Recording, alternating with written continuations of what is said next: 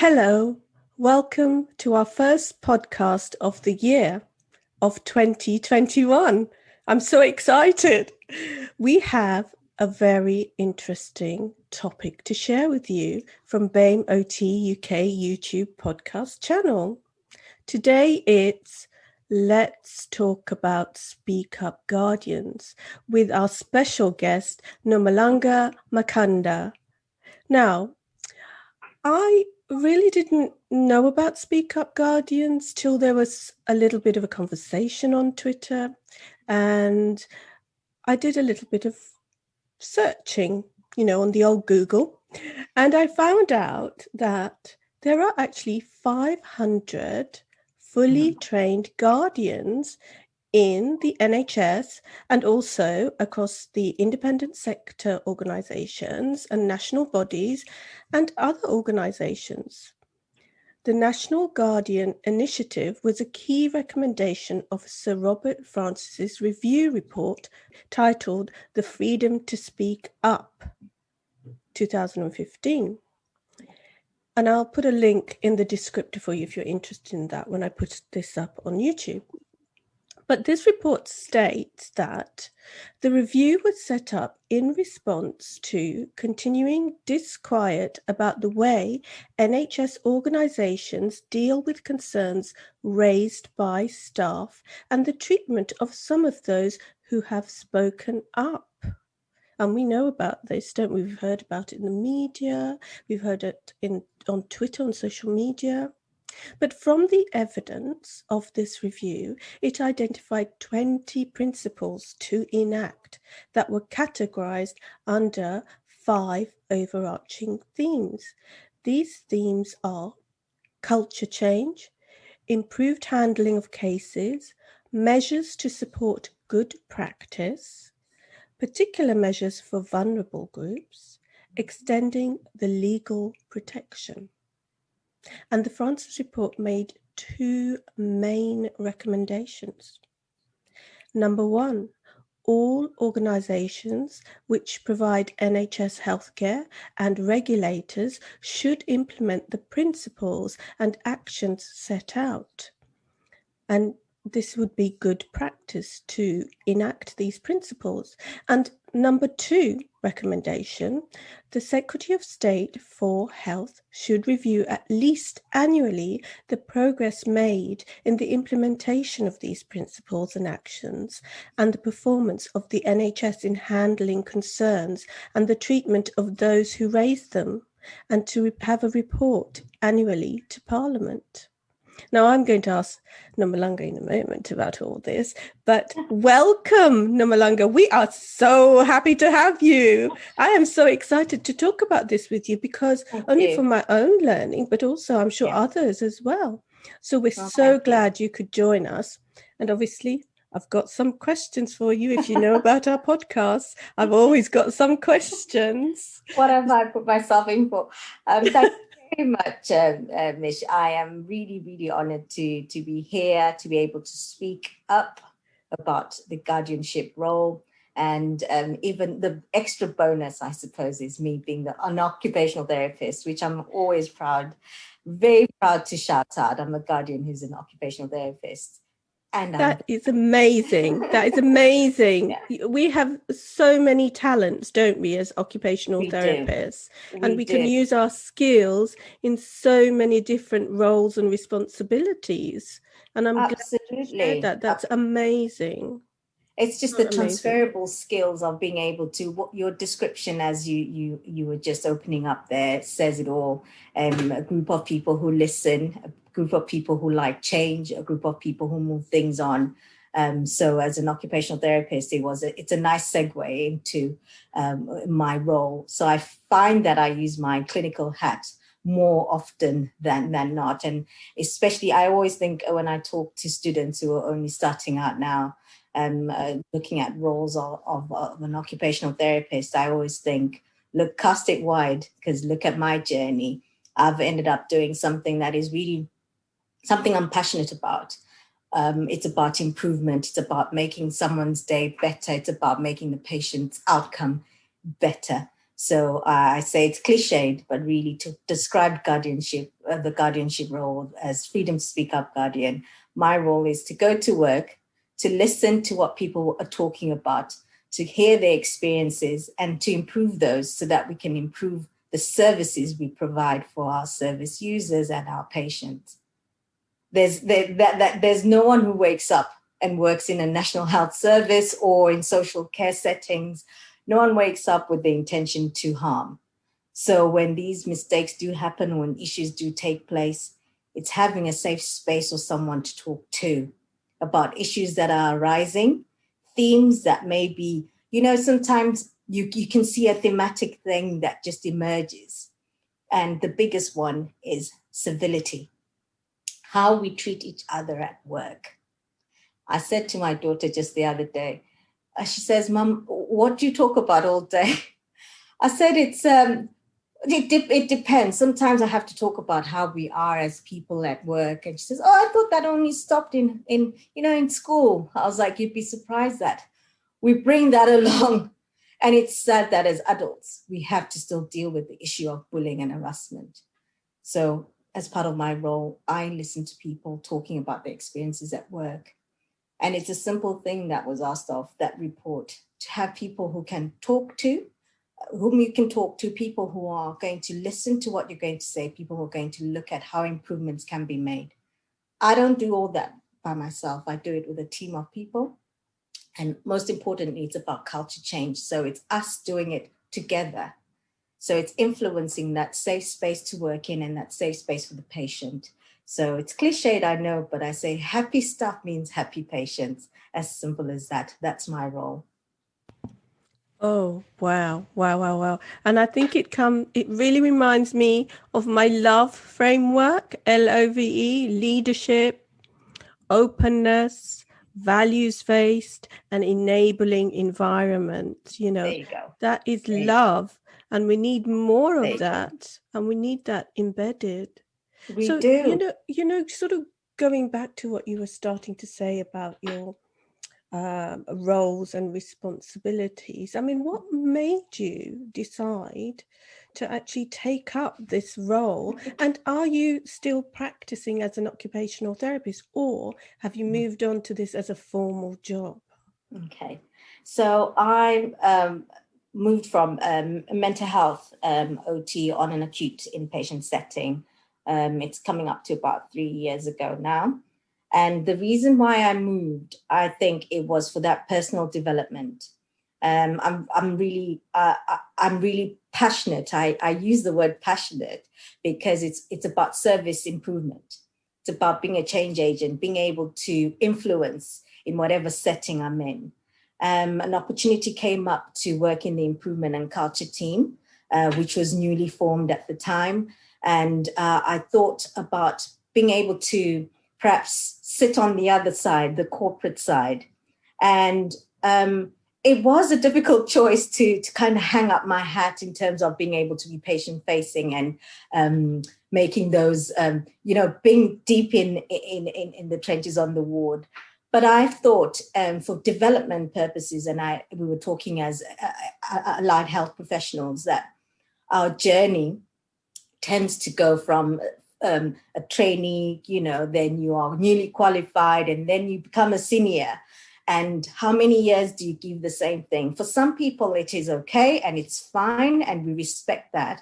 But for some people who may want more and want change, there's always opportunities on the other side. It's not the other side as a bad side, but I find corporate a safe space to start influencing that change that you want to see on that, on the wards. So I took it up as an opportunity to do some improvement work, doing different programs of work, working closely with strategy, working closely with other colleagues to influence the operational way of how we do things and why we do things the way we do in our organization.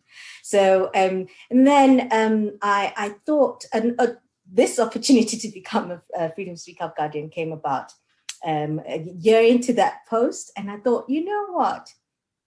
This is me. They're describing someone who listens. And I use that listening. I take it seriously when people do talk about, I find it's a very special role. People become vulnerable in front of you to just unburden or tell you things that are worrying them. So being the person that I am one who likes to set up networks for people, space of a fuddle, like we call it, lunch and learn, or, I've always been involved in that social element of providing a safe space. And I thought, why not challenge myself and do this role?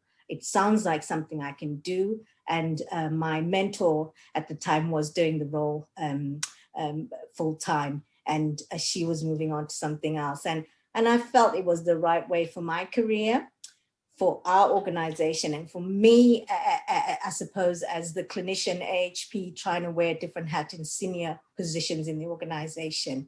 So I thought it was a nice way, kind of challenge myself onto a different platform that is a nationally recognized role, a role that's really important and relevant more so now than ever. If there ever was a time when people need to speak up about their experiences at work, this is now.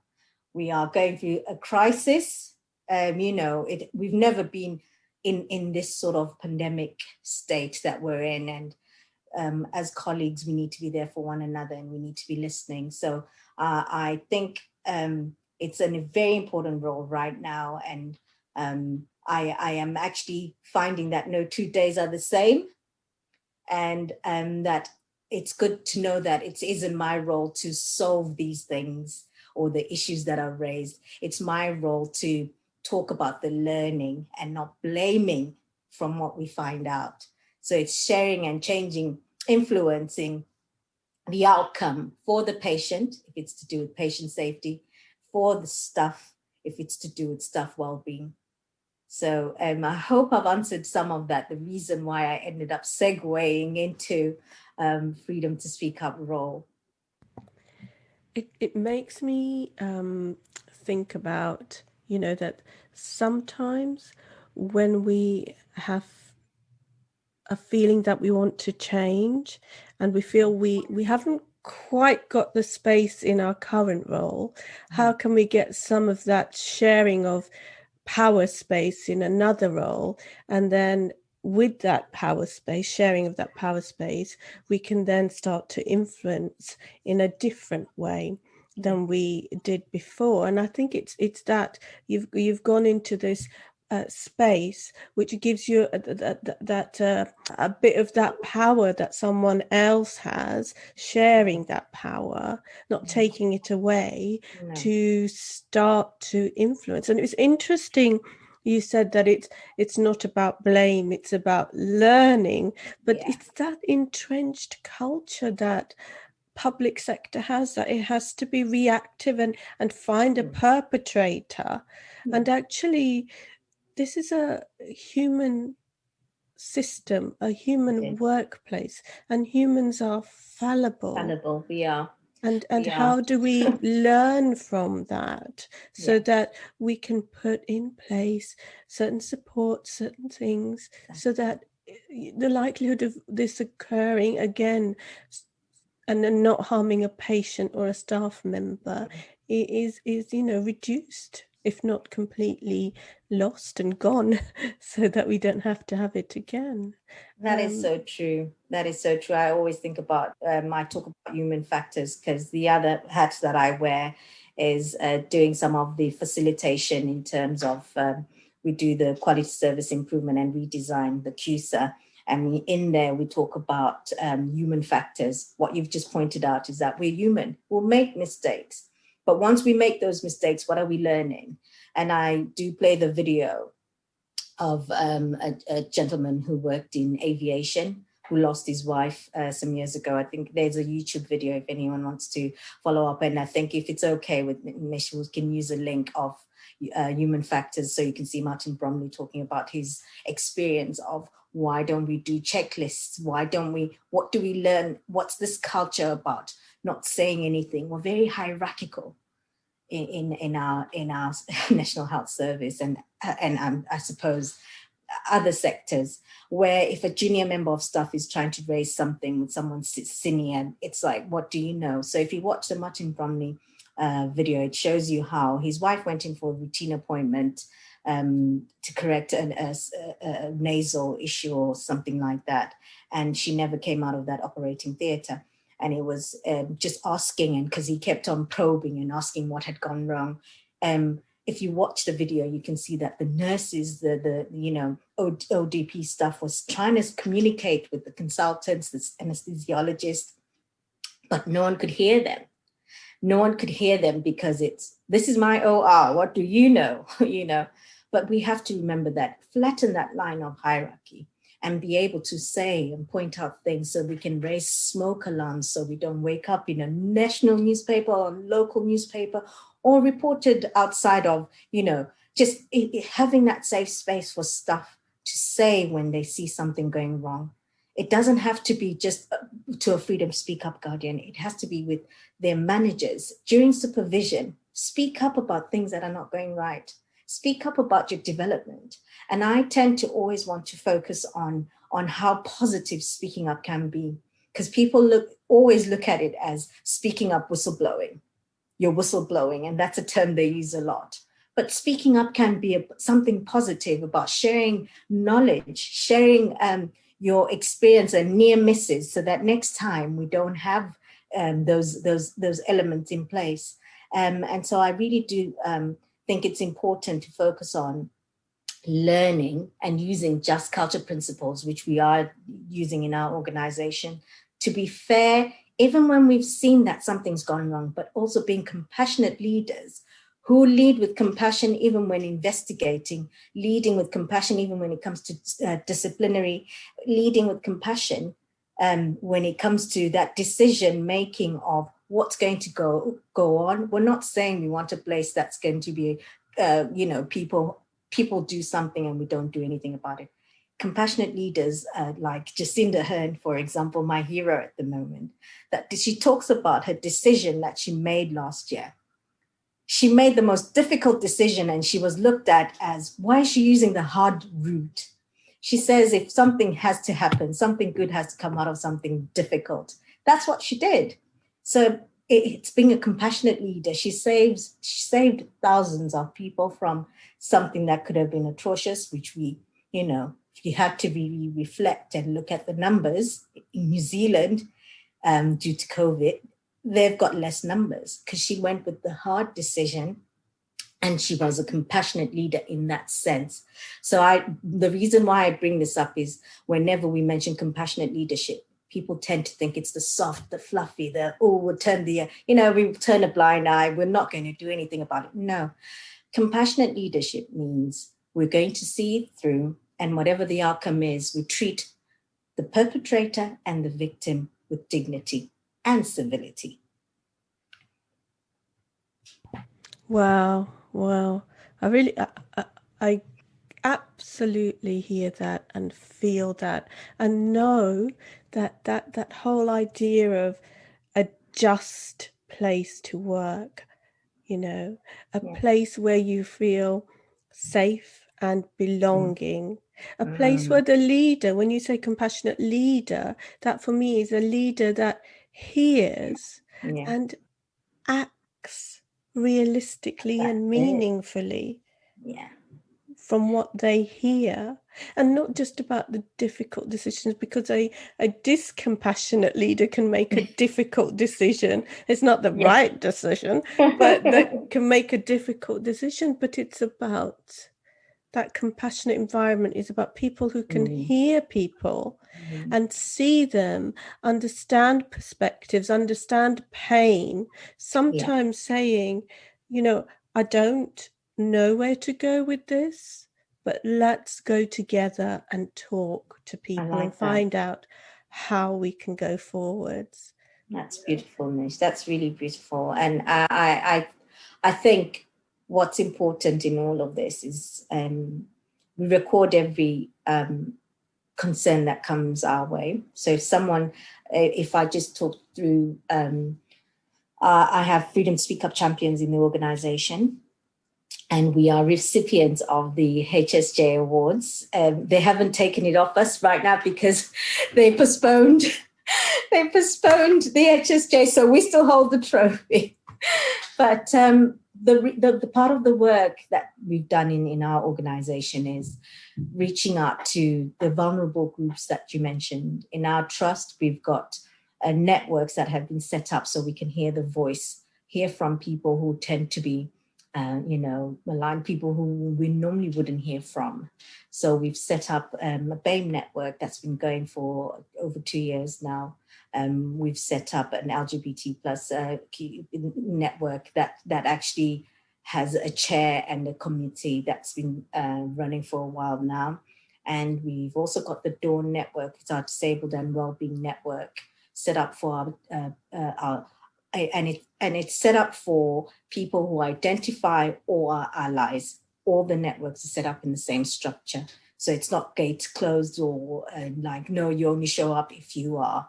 And the reason why these were set up was also to encourage that safe space. And I'll keep repeating the idea of a safe space, because talking about issues that are real, you find that it's the psychological impact it has on a person. When we raise the concern, when you raise concerns, we try and work within a margin. And I know the pandemic has thrown a spanner in some of the issues that are raised. You can't work on it according to the timelines we're given, but we try in the organization and we follow the recommendations that were given by the National Guardian's Office that it has to be timely.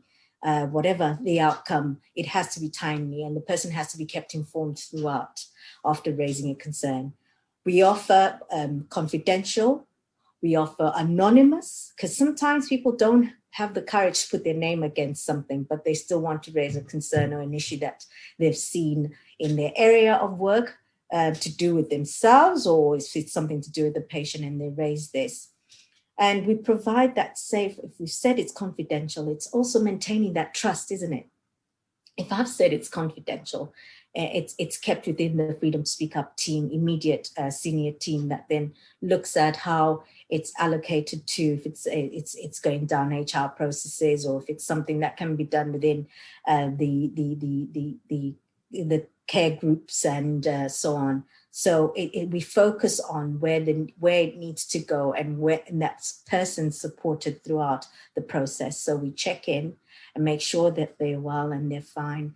And afterwards, when the case has been closed, we actually offer them to be part of the ICANS, which is the Improvement and Culture Ambassador Network. This is for someone who's spoken up to say, I'm passionate about this. If it's about someone saying, I've been here for 2 months and no one's offered me supervision, and they're raising this as a concern. So it's someone who sees the reason why they need supervision, don't they? So you know what's behind, what are the principles behind supervision. It's for yourself, it's for good, clinical governance, performance, and development. So therefore, it's someone who sees the gap and who wants to champion that improvement. So it's a big umbrella for different champions of different issues that they have. So whatever they've raised and if they're passionate about, they're the first people. For instance, if someone's come to me about a racial issue, they feel someone said something about them, they feel harassed at work, and it falls under protected characteristic. Seeing it through and supporting that person through providing and signposting to Oki Health and talking therapies or whoever they may need at the time. And then when that case is closed, they fall under the ICANS. We offer this to them. They can take up, they can take it up. It's really up to them. But what we want to do is, once someone's spoken up, some people give the feedback to say, I actually feel like I've been heard and I feel like more than just a number at work.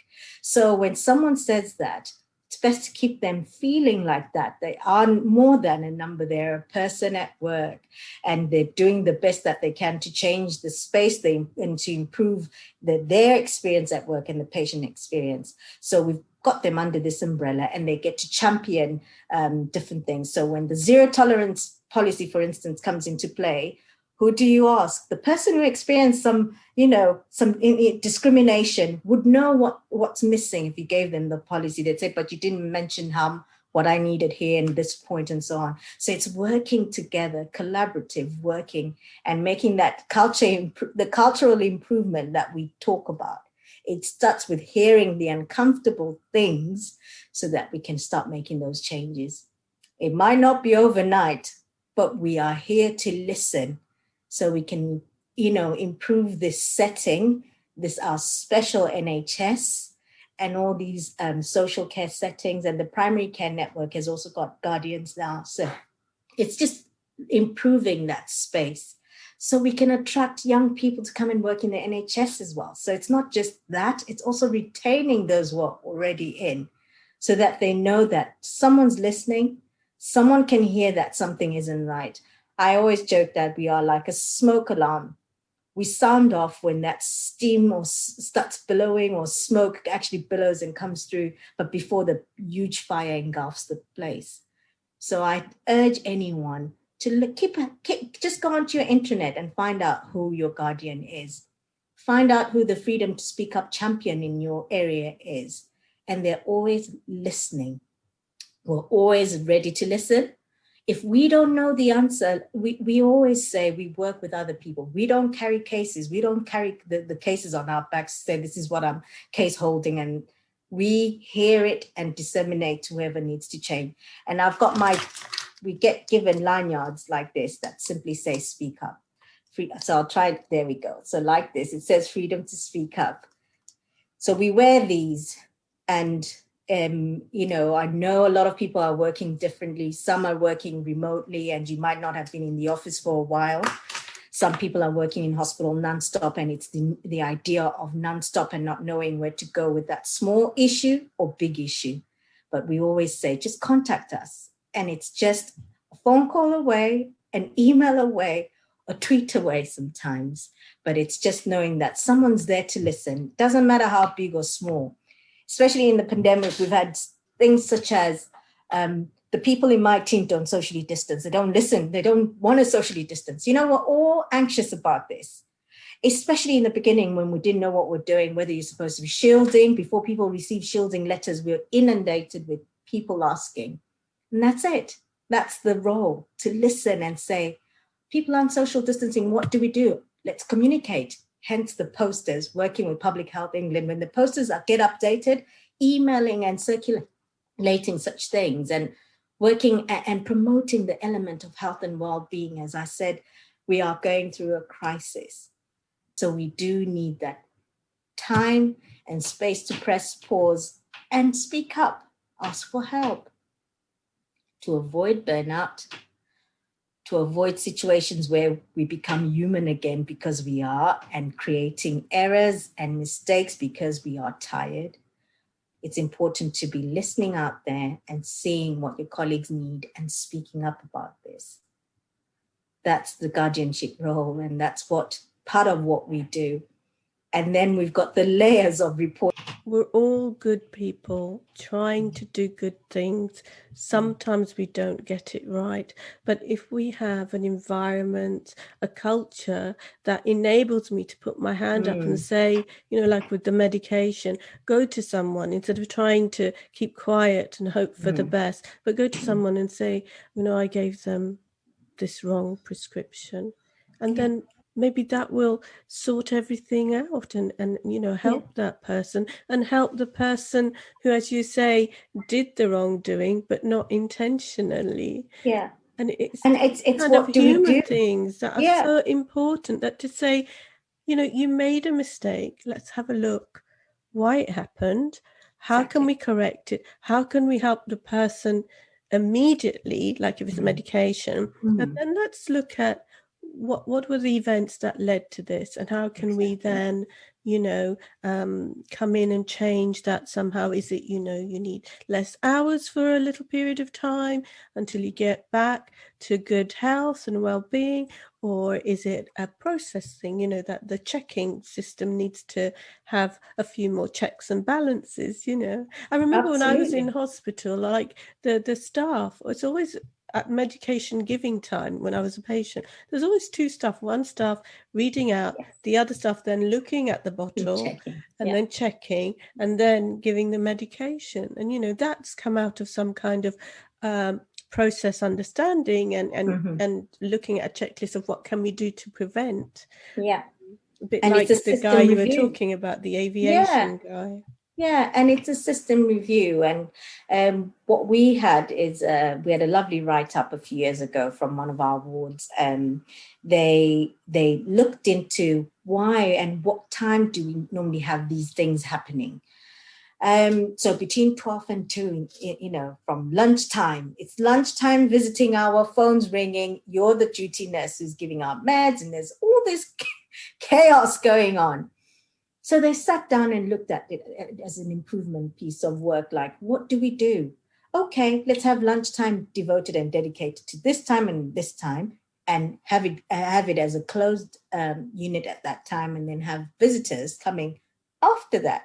But between that, shall we make sure we have something that shows that this nurse is actually doing a medication round? So they designed a tabard, brightly colored. You can see them from a distance, and it says medication round, do not disturb. Now that's a good example of pressing pause in that system, the process, the person. It's thinking that's improvement at work. And that's the role that we do. Making sure that when people speak up about something, it's pressing pause to see what we can put into place. What have we overlooked? Or is there something that someone else, because people are creative. As Freedom Speak Up Guardian, I listen to anyone who's attached to the organization, be it a student, volunteer, junior doctors, especially junior doctors with the experiences they've had in the last few years, which we, you know, the burnout and all the issues that arose around that. It's making sure that we're hearing, we're listening. So I attend junior doctor forums just to promote speaking up and sharing with them. And I'm really proud to say we've recruited 2 junior doctors who are on a lengthy stay in our organization just recently. So I feel that knowing that they've got a colleague who's acting as a champion within them, they'll be able to approach them maybe and talk about themes that may arise for them. And it's all the way up to senior staff. So we don't close it out to say you're volunteered, no, don't speak up to me. It's if you're coming through our organization and you have an experience, share. And if it's a good one, even better, so we can replicate the same thing somewhere. So with the Tabards, it not only did it stop there, they shared the learning from, you know, a medication error that turned into a changing the visiting hour, making sure lunch is, it's something that's a nice time for patients and staff to sit down and have that space without people coming in. So it's focused and it's meaningful for them. And also making sure that people know that a nurse is on medication round by wearing something that points that out. So when you walk in, you know not to disturb that person because it clearly says that. So that's the type of learning we talk about. And that's an example I wanted to share. That's kind of given us little golden moments of the realistic impact of having a speak up guardian. Is there any conflict of interest if you're in an organization as a speak up guardian and you work there as well? Is there a conflict of interest? Because I'm just thinking about students on placement and if they, because at the moment I'm looking at being an anti-racist education practitioner and really looking at the curriculum, and part of the curriculum is going on clinical training placements and a speak up guardian, say in the university for the students, without it being conflict of interest. I'm trying to grapple with that because I think students wouldn't want, say me, a lecturer, being also a speak up guardian, because they would feel like I'm still part of the system. So I think if we look at the report, Sir Francis's report, the guardianship role is to have no bias. So I sit on the side just to have that eagle eye. I can't have a favorite team, a favorite group of people, so that I can be fair in terms of being able to hear these things. And what's also important is that we have to listen to that reputational or organizational damage that's caused by some of these things. So conflict, I think it's because of the way it's been set up. You want to hear about these things because if it's how students experience, say, a certain organization and they feel they can't approach us to talk about those issues, it's making sure that if they're uncomfortable to approach me because of the role, there's the champion role. They've got the educator as someone they can approach. So it's not just to have a group of people standing there saying they are the only ones who want to hear this. It's having people within their setting. Is it the placement team itself, within our learning and development? Are they speaking up in those sessions when they go for orientation? Are they speaking up when they have their halfway week setting with their visiting lecturer from university? It's the idea of speaking up is us having open culture more than us just having a select group that who want to hear these things when they go wrong. It's promoting that open culture. So when someone's new to an organization, they know that here they're actually transparent about what they say. They're transparent about when there's something that's not going right, if I'm not getting support that I need, I feel safe enough to speak up to the placement team. I feel safe enough to approach my educator, So it's not just the one group of people. It's actually promoting that open culture. Open cultures have more success in terms of patient outcomes. We look at the CQC report, which we're matched against if I'm going to talk about the reporting of what we do. With all the data that we collect data and we hand it in quarterly to the National Guardian's Office. And this data it's easily available if you follow the National Guardian's Office that Mish is going to post on the YouTube trail. So you can actually see how many people get to speak up. We've had such a huge increase in the last year. And I think some of it was that the issues that arose around race last summer, issues that came up because of the pandemic. COVID had so many people in terms of PPE and the health inequalities. So we had people speaking up and finding that safe space, safe person, safe, just being confident enough to raise something with someone and making sure that you're being heard and listened to. So it's not just a select group of people. What we need to remember that it's trying to influence an open culture that's progressive, because look at the improvement I shared, the idea of improvement. So if you're hearing things that need changing or improving, surely it's better, an outcome that's better for our patients. If you're a student coming in and you've got all these ideas, and if you're being given that time to grow and share your ideas, when it comes to the third year or final year and you're offered a role, would you not work for an organization that's like that? You would.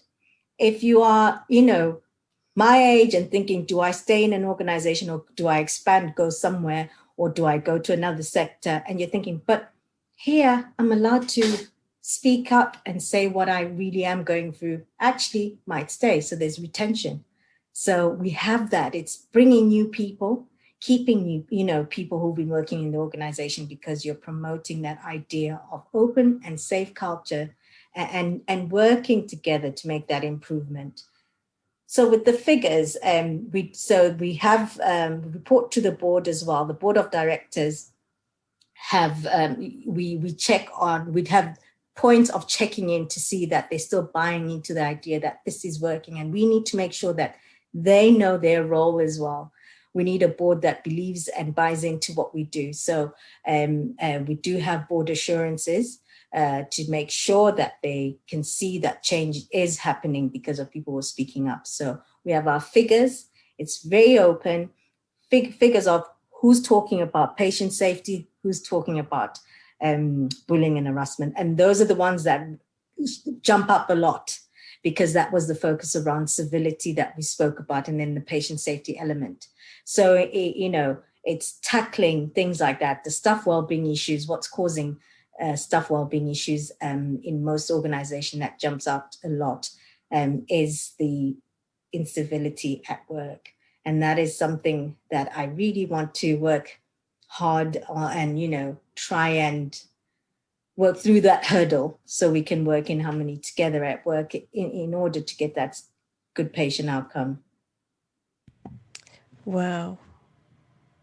I've been writing furiously as you've been speaking, trying to pick up the points, and I just, this is like another role that's been put in because it hasn't been working, that simple thing of civility when you go to work is so, it doesn't take much. No. Just to be civil.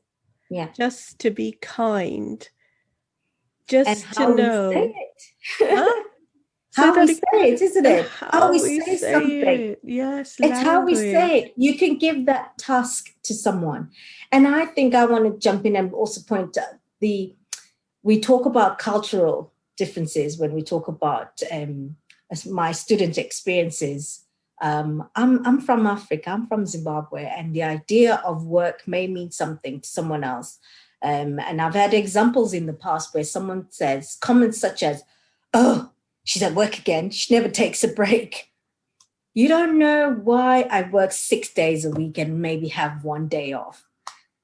Where I come from, perhaps I need to be looking after a family of 5 or more and the extended family back in Zimbabwe. You don't know someone's experience, but that comment, that colours comment, where someone just assumes the worst about a colleague, it's just that. It's how we say things. Or it's also hearing it from patients as well sometimes, and members of staff are listening and saying, "Oh, but she's nice. Oh, she's so lovely.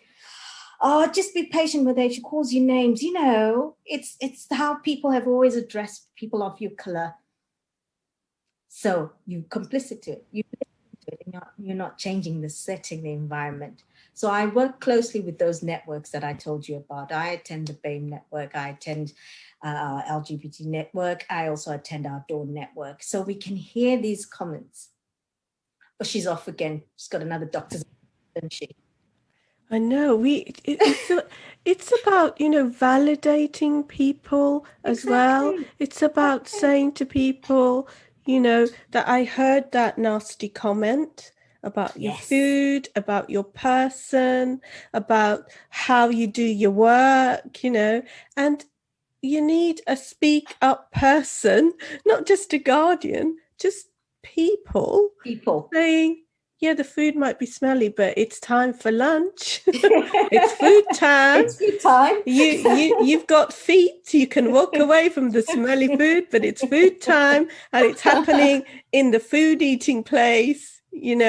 So let's be grown up. We're not in high school in the playground.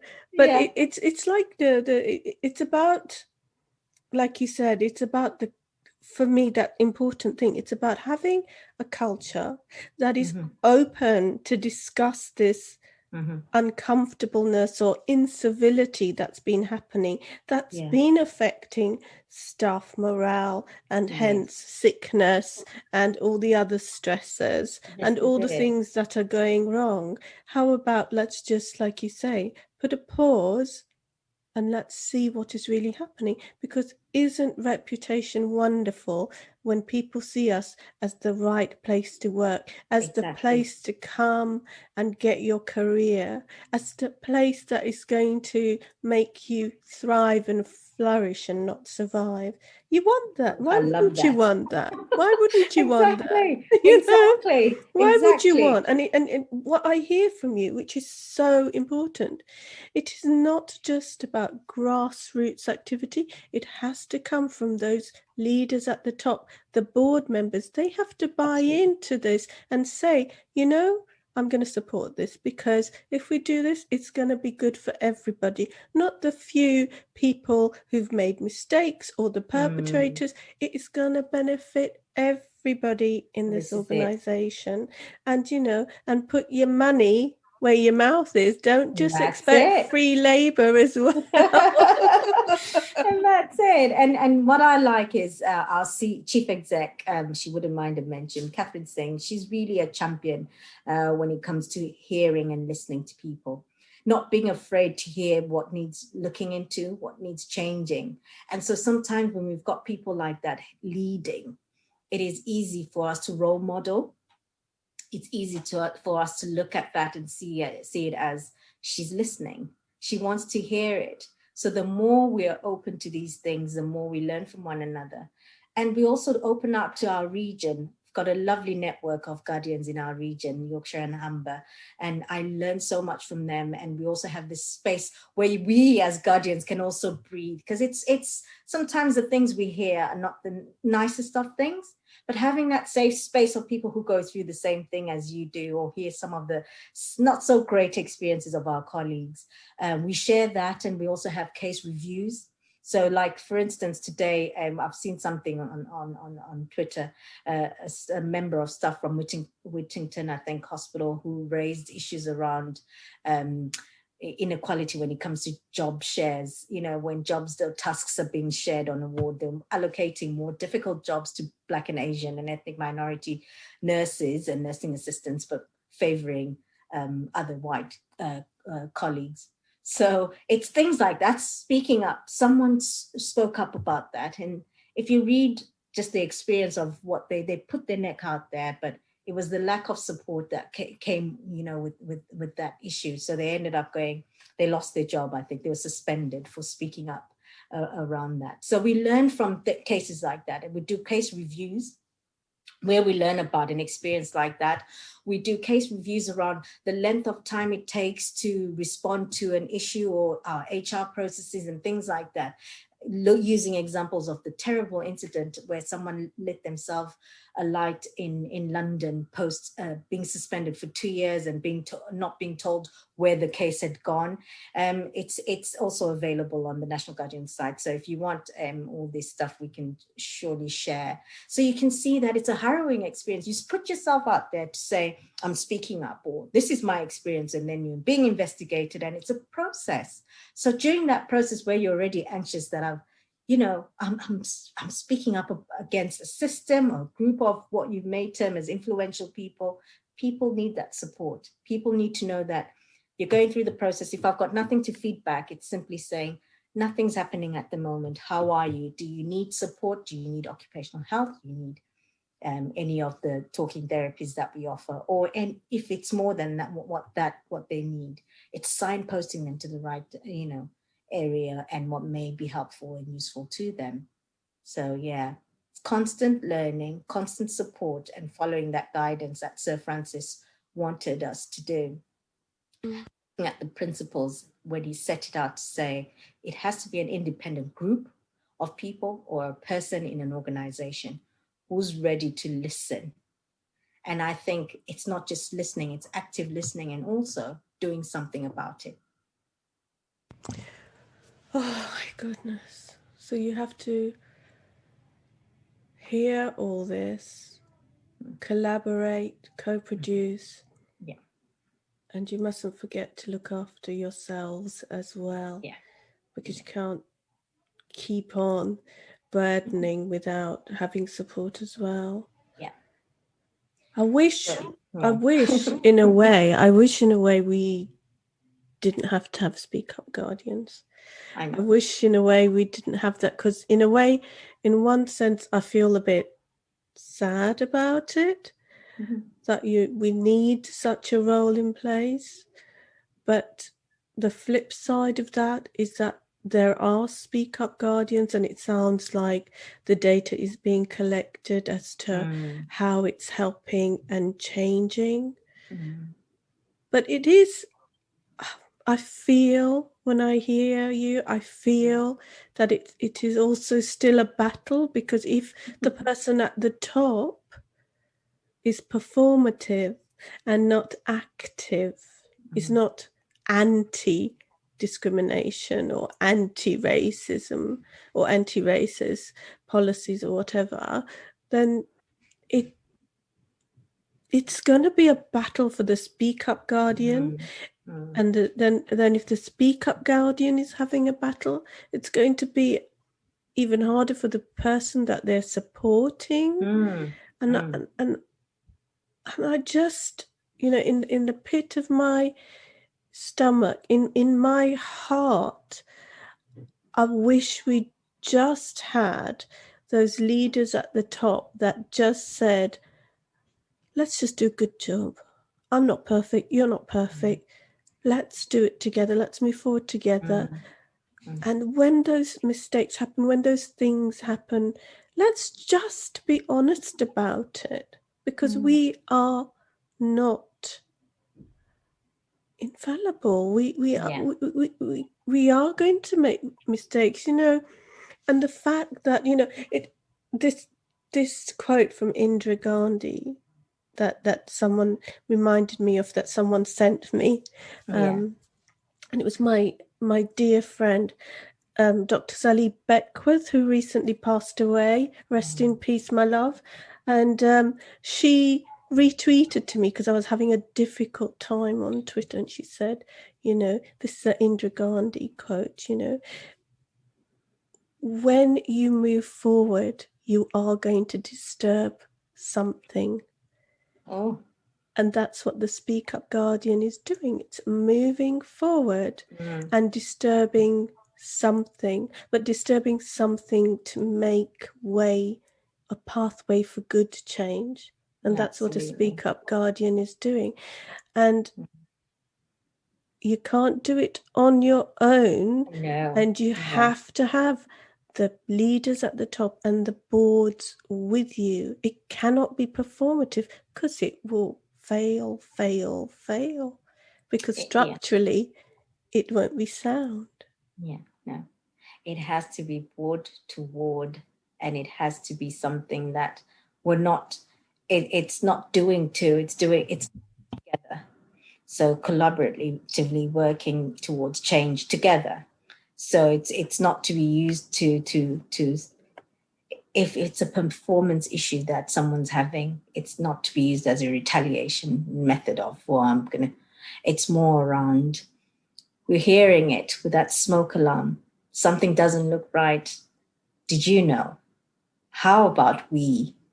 So it's all about that, that inquiry, wanting to know what's going on, having that, being ready to hear it as well.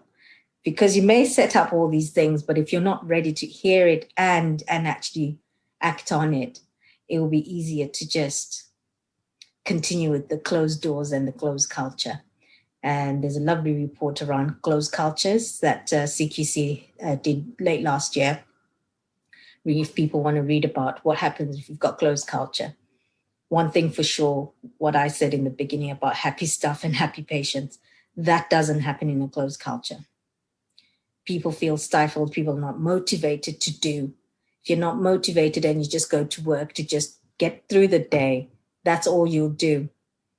People vote on their feet, they leave constantly. It's like a revolving door. Students don't last. They come in and they learn bad habits. We start doing the workaround, the learning process in the, the quickest way, because they've been taught the quickest way, but not doing things right. So it's speaking up, I think. I'm working with Shelley Masterson at Sheffield Hallam University, and we're doing some work around with students. We've got their minoritized group, and talking to the students and just telling them my journey and why I work in Freedom to Speak Up as a Freedom to Speak Up Guardian. I feel it's important that we start teaching it at the universities, that we have to have an open culture, so that when they experience it, because I always say, treat a student on placement like they've just qualified, because when whatever you teach them now is what they'll be repeating in a few years' time as a fully qualified member of staff. So if you've taught them workarounds, if you've taught them that we don't talk about this here, that's what they're going to carry throughout their career. That's so true. That's so true. Yeah. I can't believe we've been speaking for an hour, and I could speak to you for another hour. It's so fascinating. It's not just a role. No. It is part of the change process. It is contributing to the change process. It's not just a stopgap, here, come here, offload, but actually what you do with that affects that structural change, and you're collecting the data to, widen it out nationally, what the changes need to be or could be. Absolutely. So it's growing. Hopefully it's going to, infiltrate many spaces, and you'll get even more guardians and champions within places. Or in my ideal world, there'd be none of this, and everyone would just be doing their job. They just come in and be nice to each other. Be nice, be civil. Exactly. But it's about having this culture, this open culture, to enable discussion, to listen to it, to sit in the uncomfortableness, but also to create meaningful change for everybody.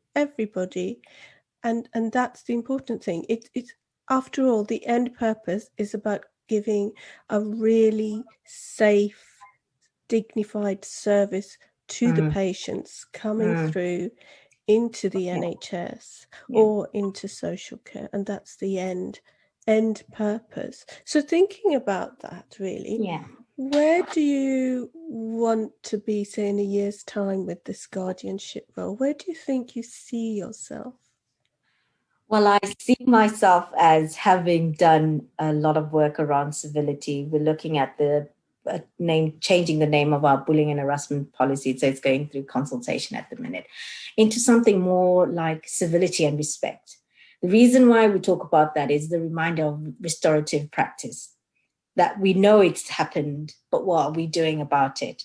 And we're looking to work with Merseyside and just, they've done great work on just culture.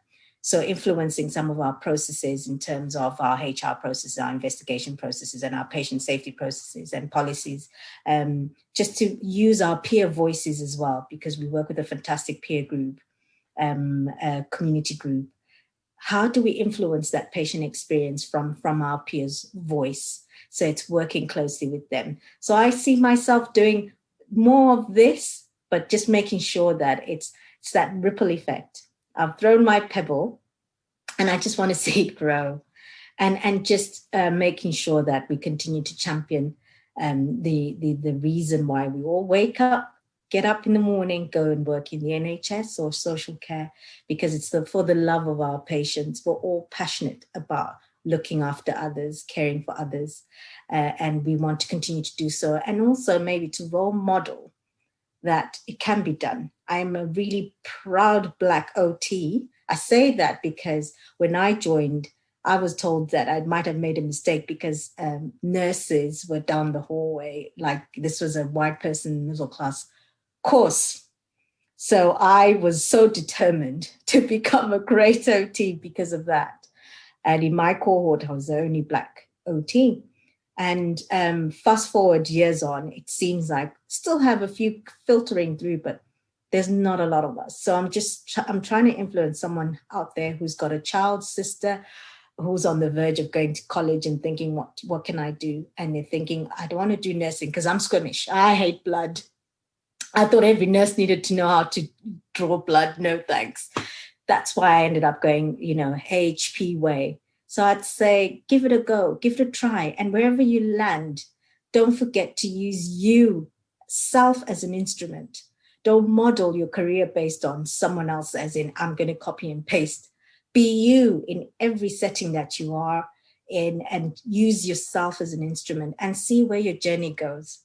The more of us we have, the more we influence in different spaces. If we're more confident and we find ourselves in board of directors, because that's where we want to go, where we're decision making, where we're able to work on our wards in the community. Let's do this. We can do it. And I really am proud of what we do as occupational therapists. And this is our time to shine, because we've been mentioned in so many papers around rehab. So if ever there was a time to shine, this is it. Let's showcase what we're made of. We're not basket weavers no more. I think basket weaving is powerful. powerful. It on is. so many levels, but that's another conversation. That's another conversation. But I just want to end really with carrying on something you've just said about self being, it's personal and it's political, all this stuff you're talking about, you know. And I think I want to end this podcast with Mahatma Gandhi's words that, you know, be the change you want to see in the world. Be that person, because it's just one conversation, one action that can make that change happen. Absolutely agree. Thank you very much, Nomalanga, for coming today on this podcast and giving us so much information. My head is still buzzing with this. I've got notes written down. I'm going to be speaking to my students. Good. Thank you so much. Bye. My pleasure, honestly. Thank you. Thank you for having me.